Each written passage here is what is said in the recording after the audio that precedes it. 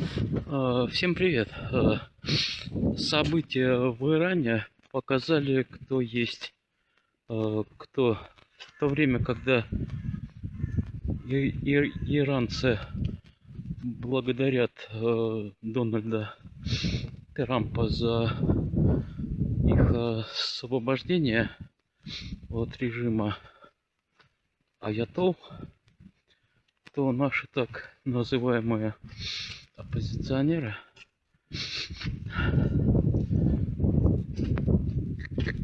костерят Трампа вообще по-черному, сравнивают его с Путиным. Когда Путин вторгся в Украину, то украинцы и адекватные россияне все его, ну так мягко скажем, осуждали. А иранцы благодарят и Дональда Трампа, и США, и Израиль. А наши вот оппозиционеры его почем заря ругают. Ну, то есть они просто показали, что они никакая не оппозиция, а по сути они ничем не отличаются от Z-патриотов. После этого видеоролика я вот ставлю видеоблогера Джеймса Клюга, где он общается с иранцами. Вот, и вы сами все видите. Все, всем пока. FaceTime right now in Iran? In Iran, they are in Iran, Tehran. Tehran. Okay. Yes, and they say thank you to President Trump. Appreciate it. We want to have a peaceful Middle East, and President Donald Trump actually did it. Just 60 days ago, we were standing in this spot and we were in tears trying to hope that someone would do something and save these people from what was to come. From then until now, we've lost at least 50,000 innocent people in the streets, and it looks like we actually have a result. Yeah. Today is an outcome of 50 years of more. There is no one that is responsible for more American casualties than the Iranian regime. All the orders that came from Ayatollah Khamenei has been felt all around the world. Today is a day for freedom. It's a day for justice, and we are already. Really yeah, go ahead. You're actually one of the. I think you are the only person that's brought that up today, which I do find. It's obviously an important factor here when it comes to American deaths tied directly to the Ayatollah. Yeah. Would you want to expand on that really quick? Yeah, of course. I mean, you have a system of propaganda that the nerve center comes from Tehran. They created a bunch of proxy countries, a bunch of proxy militias that have been able to carry out the orders from Tehran and impact the world throughout. Whether you have Hezbollah in Lebanon, or the Houthis, or you have Yemen, or you have Hamas in Gaza, they are everywhere. Okay. And, you know, in order to bring down and really restructure the Middle East, you had to take down Khamenei. That's what we saw today. That's what makes the difference. And we actually have a chance of bringing peace to the Middle East now. And then we were talking about this with a couple guys a little bit earlier. I'm curious your thoughts on Trump's speech last night. Actually, did you happen to catch it? I saw it. I saw that live. Let me know your thoughts on that. I mean, what were your emotions? What were your thoughts? Was your family watching it? What's going on? I was watching it. I was in disbelief that we had a president that had the audacity to give direct orders in pursuit of justice. The moral clarity that we saw by President Trump last night, we have not seen a president be able to deliver remarks like that in history. That is a historical moment that people will never forget.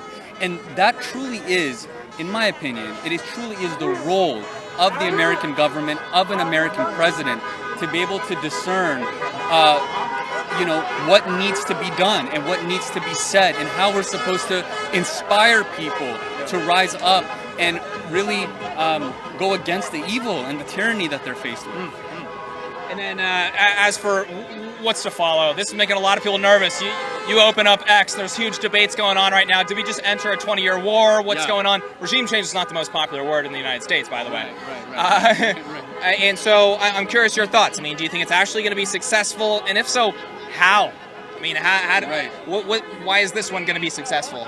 Right. You know? The reason why is because the Iranian people are very different than the rest of the people in the Middle East.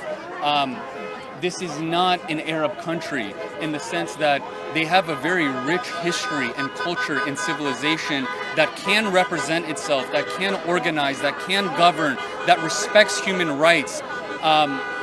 Cyrus the Great is Iranian, right? Like, human rights predates Islam by more than 1,000 years. The country has been hijacked with Khamenei for the past 50 years. Now you're going to see a resurgence.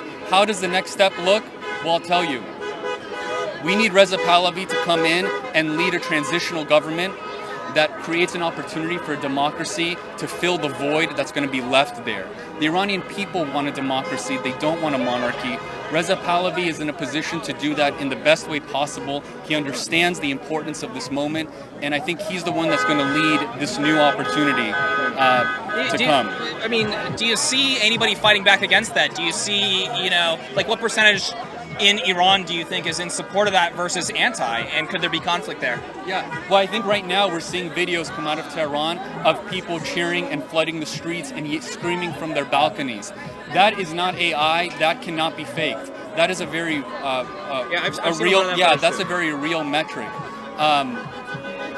That's. So you feel confident that it's going to be, I guess, smoother than conflict. This is what it's going to take.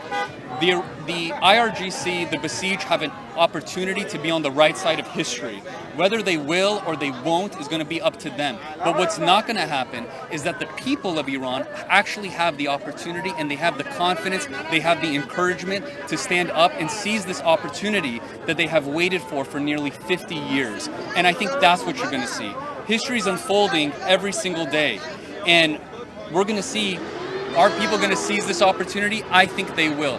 This is a question for the Iranian people. It's not a question for the American government. And, we're here watching the way you are. Ayatollah. Tell him, Ariel. Don't do that politically correct. I like We don't with Ayatollah, baby. 45-47, that's what we do, baby. Tell him, Ariel. 45-47, that's what we do. He's already celebrating. They killed that homie. They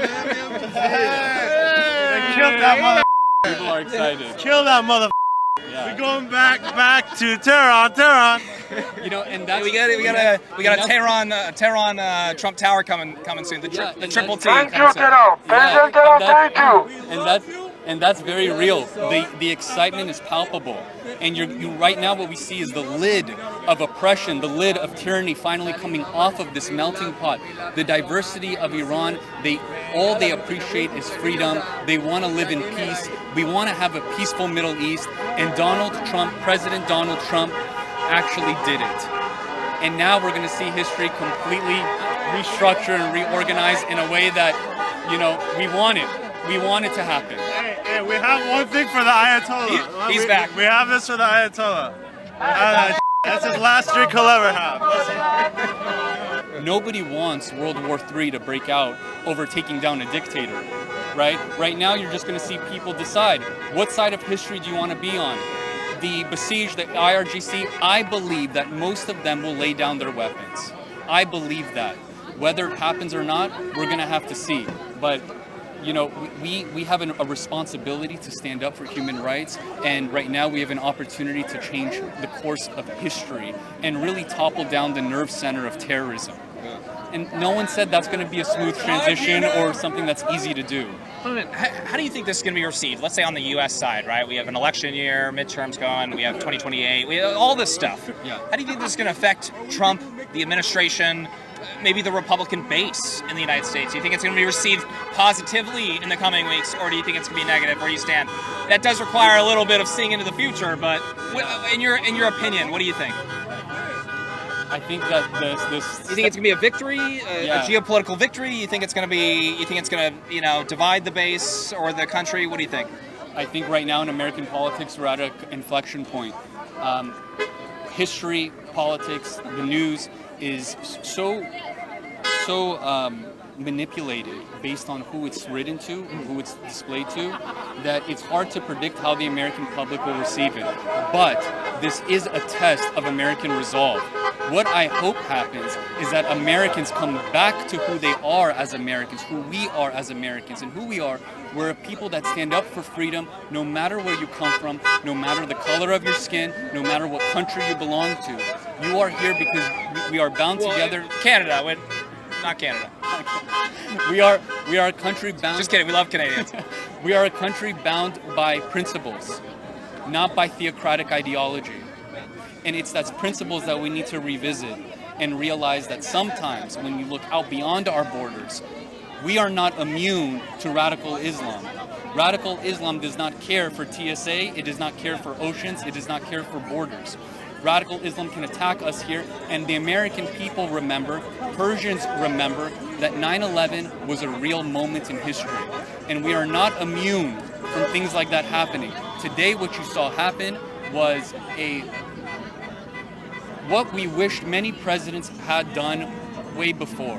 You know, we pursued Saddam Hussein, we pursued Bin Laden. A lot of those other pursuits led to really drawn out battles and wars. And look how long it took for us to find them and do anything about it.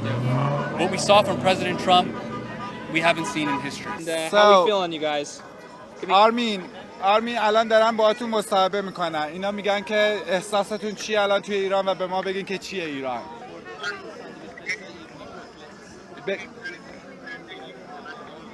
We are waiting, he said we are waiting for that day for a long time. He's saying we cannot express our feeling. We are happy. At the same time, we are worried about the people inside Iran. But they are appreciated for the President Trump, and they are saying thank you to President Trump.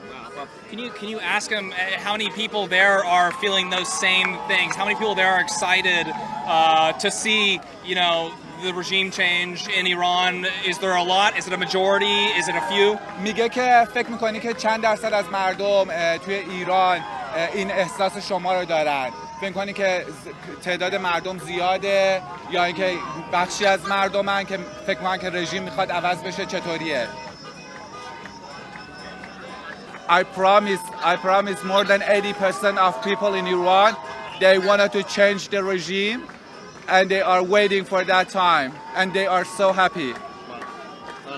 And you guys, just for everyone on camera right now, we have this on a FaceTime right now in Iran. In Iran, they are in Iran, Tehran. Tehran. Okay. Yes, and they say thank you to President Trump. Appreciate it. Thanks so much for sharing that with us. Thank you. Be safe. Be safe. Thank you. میگه مراقب خودتون باشین. Thank you. Thank you. Wow.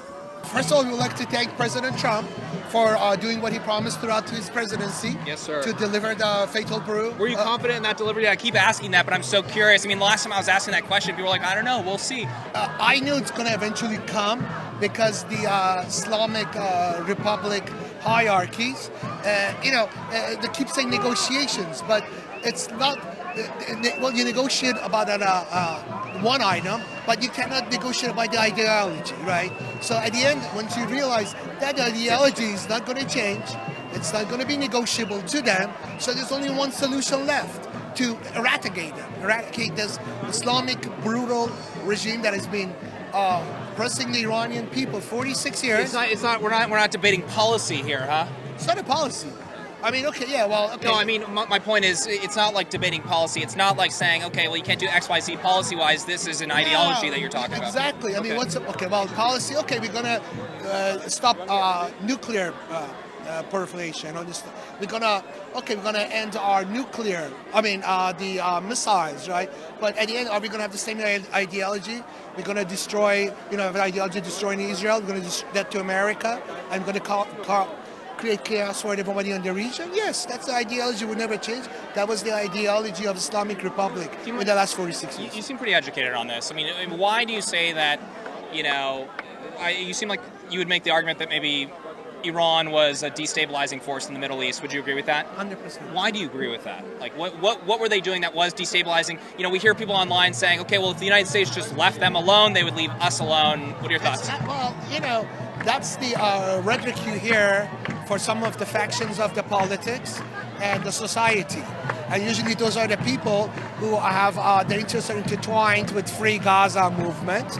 And then in the last few months, the supporters that came on in thousands in a lot of cities in support of Free Gaza, none of them came out in support of Iran. But in reality, they came at some point they came against Iranian movements.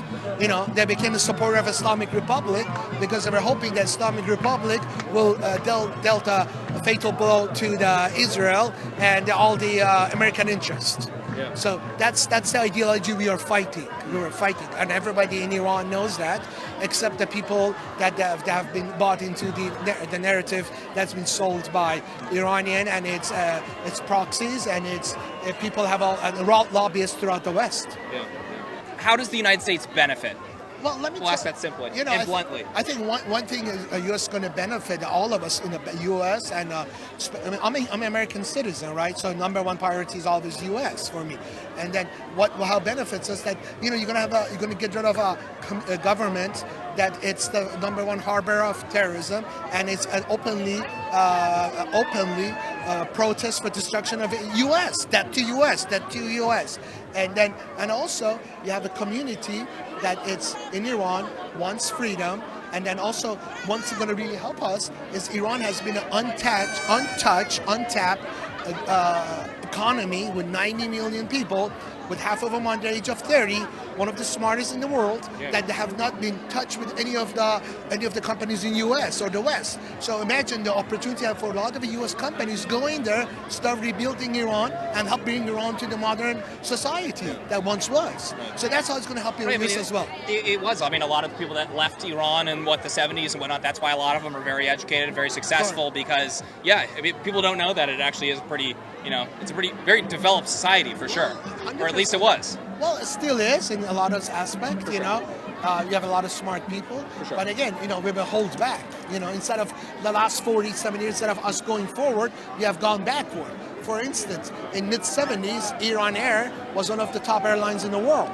Top 10, before the Qataris, Dubai, Emirates, or Abu Dhabi, which is Etihad. They have an airline or airport. Iran used to have Iran Air was a non-stop flight, Tehran, New York, 2-3 times a week.